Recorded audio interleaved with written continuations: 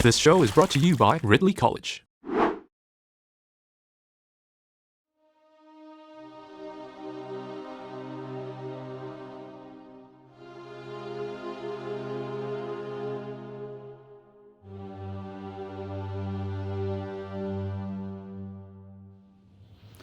Welcome back to Christian Imaginations. We're halfway through Canto 1 in Dante's Divine Comedy. And the question here is, what do you do when you had hope for getting out of trouble and that hope has been dashed? What do you do when your hopes have been dashed again and again and again, and you yourself don't have the resources to get out of trouble? Well, Dante deals with that issue here halfway through the canto. Dante wants to escape this dark forest in which he's bewildered and lost and fearful, a forest that he can't get out of. It's a valley.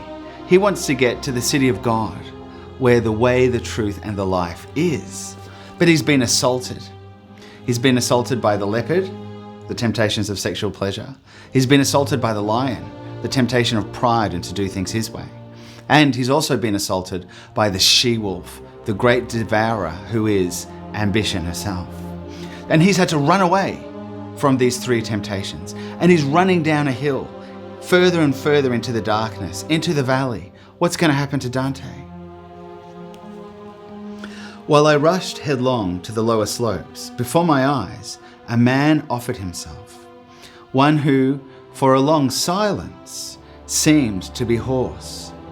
When I saw that fellow in the great desert, I cried out to him, "Have pity on me, whatever you are, shadow or definite man." And he replied, "Not a man, though I was one, and my parents were people of Lombardy. Manutans, both of them, they were born and bred there. I was born sub Julio, although it was late, and I lived in Rome under the good Augustus, in the time of the gods who were false and told lies." Dante has met a guide, somebody who may help him out of this place. However, the guide is not in the city of God. He's stuck here. What's going on? Well, Dante has some ideas about who this man might be. He says, "Are you indeed that Virgil? Are you the spring which spreads abroad the wide water of speech? When I had spoken, I bowed my head with shame." Dante has just met Virgil, and Virgil in this poem symbolizes reason, the capacity to think, to articulate, even in the forms of poetry. Virgil symbolizes civilization and culture. Virgil's the great poet that everybody bounces off. And Virgil also symbolizes a certain way of being, virtues. These are all things that Dante senses that he himself has lost and the culture around him has lost. So Dante is going to be led by Virgil for the first part of our journey. And he needs to be led by Virgil, and this will become clear very soon. Dante says, "You are the honor and light of other poets. My long study and great love give me strength now, as they made me pore over your book." Dante sees somebody whose life was a life worth living, even though they were born under pagan gods. And Dante says, "You are my master and indeed my author.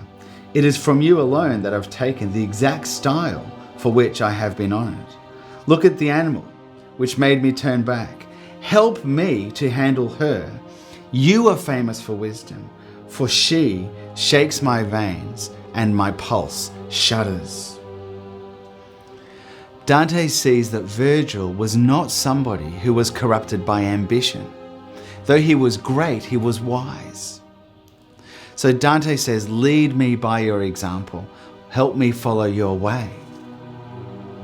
And here's the resolution. Virgil says to him, "You will have to go another way than this." He saw that I was weeping, writes Dante. Virgil tells him there's another way to go, and Dante is weeping at this point. Then Virgil says, If you want to get away from this wild place, from that beast which has made you so call out, it does not allow others to pass her way, but holds them up and in the end destroys them.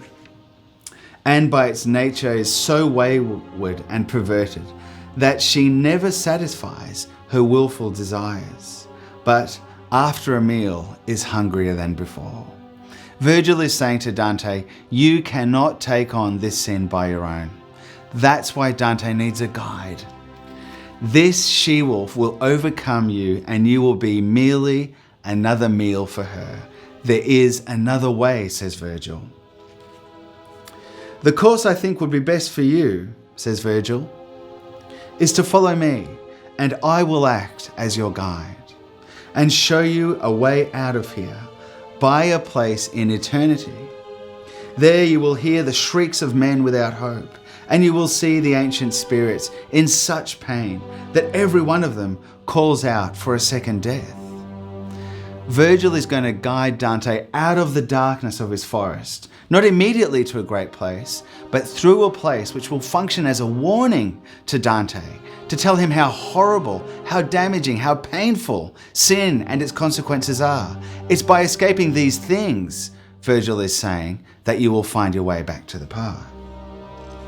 And then you will see those who, though in the fire, are happy because they hope, and they will become, whatever it may be, to join the blessed, among whom you may climb, but if you do, it will be with a spirit more worthy than I am. With her I will leave you when I depart. So Virgil is saying, I am going to guide you only through a certain portion of your journey. Another guide is going to come. It's a woman. She is more worthy than I am, says Virgil.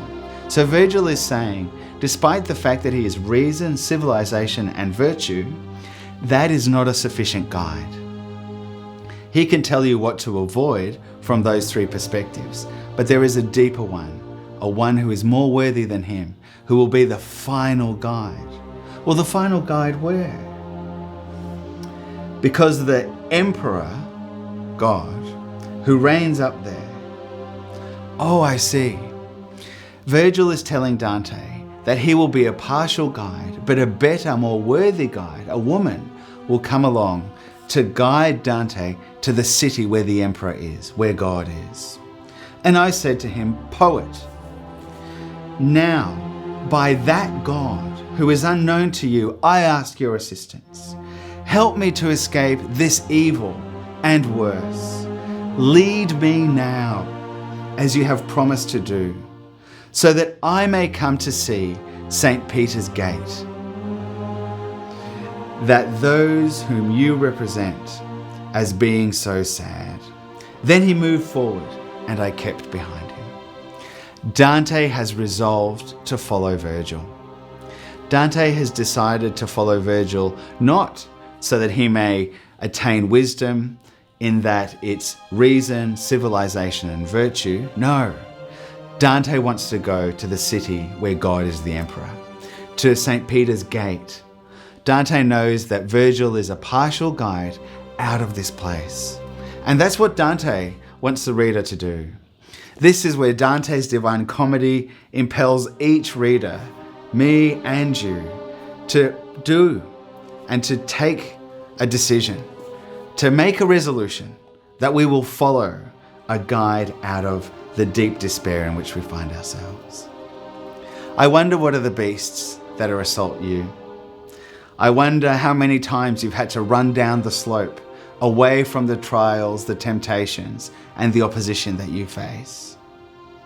It's really hard to pick yourself up when you've found yourself running down the slope time and time again. But God brings guides into our lives, and they may be just partial guides, and they may lead just halfway. But each guide is valuable if you orient yourself towards the city of God and you take the hand of each guide that's offered to you. Dante resolved to do this. Will you resolve to find guides for your life so that you can make it to the city of God?